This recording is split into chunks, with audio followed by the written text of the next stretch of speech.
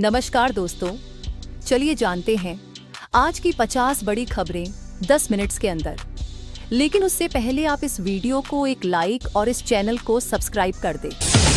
लखनऊ राज्य सरकार ने उद्योग निवेश तेज करने के निर्देश जारी किए। बड़े निवेश हेतु जमीन आवंटन 15 दिनों में पूरा करने का नया मार्गदर्शन लागू किया गया। वाराणसी यूपीएसआईडीए और आईआईटीबीएचयू ने औद्योगिक नवाचार पर एमओयू पर हस्ताक्षर किए। स्टार्टअप्स को प्रयोगशाला व तकनीकी सहयोग मिलेगा। प्रयागराज स्थानीय प्रशासन ने स्कूलों में बैक टू स्कूल ड्राइव शुरू किया। छात्रों के लिए मुफ्त स्टेशनरी और स्वास्थ्य चेकअप का प्रावधान रखा गया। कानपुर जिला पुलिस ने साइबर फ्रॉड के विरुद्ध नई टीम बनाई। ऑनलाइन ठगी मामलों की तेज प्रतिक्रिया और मॉनिटरिंग बढ़ाई गई। गोरखपुर सड़कों पर बड़े मरम्मत कार्य की शुरुआत। मुख्य बाजारों के आसपास ट्रैफिक शिफ्टिंग योजना लागू की गई ताकि वीकेंड पर सुविधा बनी रहे। फतेहपुर जिलाधिकारी ने किसान कर्ज माफी सूची की अतिक्रमण जांच के आदेश दिए। लाभार्थियों की नई सत्यापन प्रक्रिया आज से लागू। सुल्तानपुर जिला अस्पताल में सर्जिकल ब्लॉक का उद्घाटन हुआ। आपातकालीन सर्जरी क्षमता बढ़ने से इलाके के मरीजों को राहत मिलने की उम्मीद। आगरा ताजमहल परिसर में पर्यटक सूचना केंद्र का विस्तार और बहुभाषी गाइडिंग व्यवस्था शुरू की गई। पर्यटक सुविधाएं बढ़ाने के निर्देश। झांसी रेलवे ने पैसेंजर कॉरिडोर सुधार का ऐलान किया। प्लेटफॉर्म रेनोवेशन और डिजिटल सूचना डिस्प्ले शीघ्र लगेंगे। संभाल में सरकारी भूमि कब्जे की कार्रवाई में बुलडोजर चलाया गया।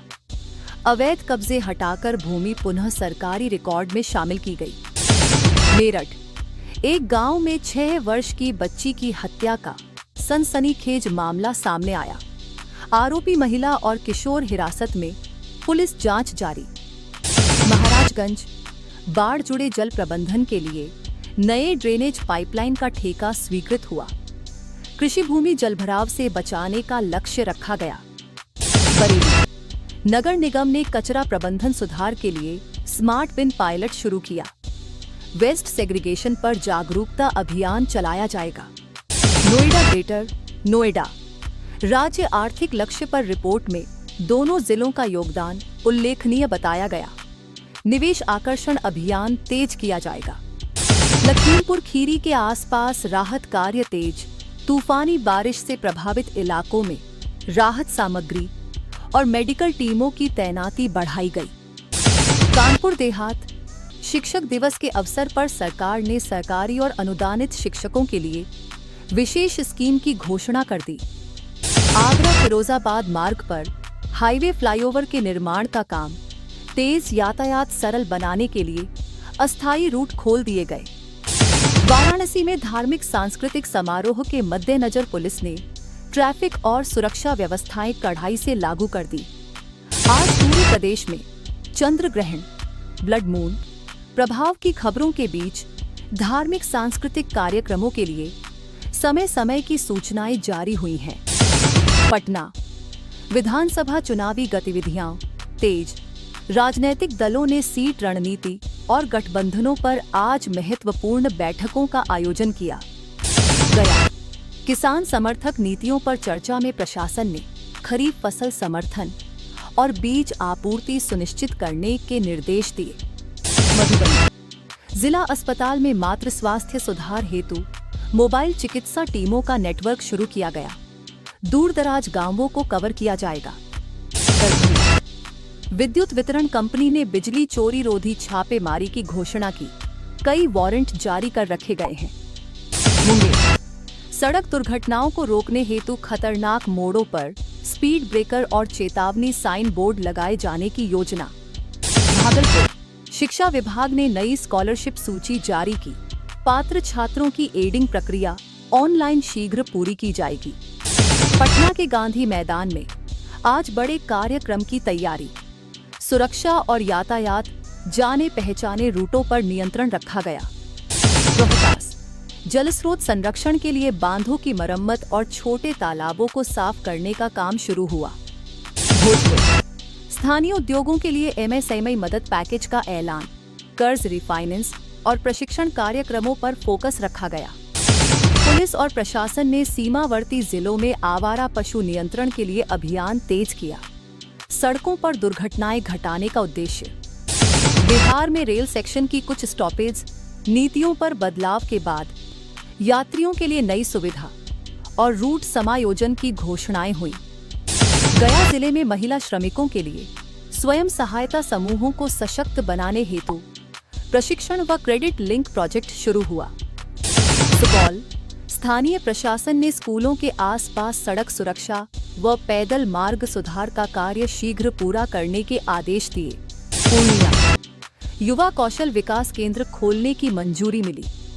बेरोजगार युवाओं को तकनीकी प्रशिक्षण व प्लेसमेंट सहायता दी जाएगी। सीतामढ़ी स्थानीय किसानों के लिए मल और कीटनाशक आपूर्ति सुनिश्चित करने हेतु निधि आवंटन की अधिसूचना जारी हुई। सहरसा लोक निर्माण विभाग ने गांवों में नलकूप और पेयजल योजनाओं का त्वरित क्रियान्वयन कबूल किया।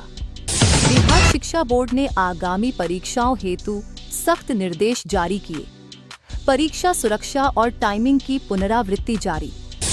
मिर्जापुर पुलिस ने नशीले पदार्थ सप्लाई रिंग का भंडाफोड़ किया। कई संदिग्ध हिरासत में और पूछताछ चल रही है। शाहजहांपुर बुनकरों के लिए सरकारी विपणन समर्थन योजना की शुरुआत। हस्तशिल्प उत्पादों को राष्ट्रीय बाजार से जोड़ने का लक्ष्य। एटा जिला प्रशासन द्वारा सड़कों पर रात्रिकालीन कर्फ्यू नहीं लागू करने का फैसला। सुरक्षा पटरी पर अतिरिक्त पेट्रोलिंग बढ़ाई गई। आज कई जिलों में कृषि मशीनरी मेला आयोजित हुआ। किसान सीधे मशीनरी निर्माताओं से संपर्क कर सब्सिडी लाभ के लिए रजिस्टर कर रहे।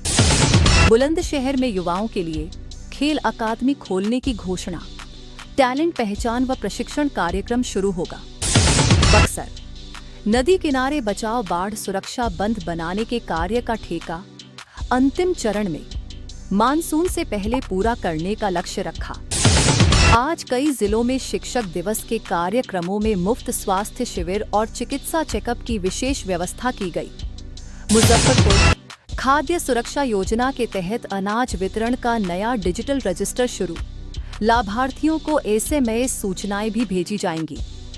आज राज्यों में विद्युत आपूर्ति की निर्बाधता पर समीक्षा हुई। कुछ जिलों में ट्रांसमिशन अपग्रेडेशन का रोडमैप जारी किया गया। आज हाईवे पर हादसे में कई लोगों के घायल होने के बाद राजमार्ग विभाग ने अतिक्रमण हटाने और व्यावसायिक गश्त बढ़ाने के आदेश दिए। स्थानीय समाचारों में आज कुछ जिलों में भू स्वामित्व विवाद के मामले अदालतों में सुनवाई हेतु सूचीबद्ध किए गए। ट्रायल शीघ्र शुरू। महिलाओं को स्वरोजगार के लिए माइक्रो लोन पर सब्सिडी देने की स्थानीय योजना लागू। अनेक हितग्राही आज रजिस्ट्रेशन करा रहे। आज राज्य और जिला स्तर पर सरकारी विकास परियोजनाओं की प्रगति रिपोर्ट प्रस्तुत की गई। कई परियोजनाएं लक्ष्य समय सीमा के भीतर होने का दावा करती हैं। ऐसी ही हर खबर से अपडेट रहने के लिए हमारे YouTube चैनल को सब्सक्राइब जरूर करें। धन्यवाद।